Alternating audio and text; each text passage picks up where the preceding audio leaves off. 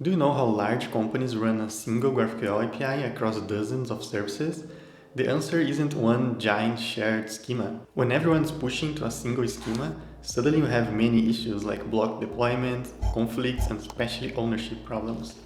Here's where GraphQL Federation comes into play, because it tries to solve this by removing the idea of one central schema owned by everyone, and instead, each service owns its own schema. The user service defines user, and the order service defines the order. And at runtime, those schemas are composed into a single supergraph, and services can extend types from other services. For example, the order service can extend the user type and add a new orders field without actually modifying the user service. So now we have just one graph, but with a distributed ownership. When the client sends a single query, the supergraph knows that name lives in the user service, and it knows that the orders lives in the order service.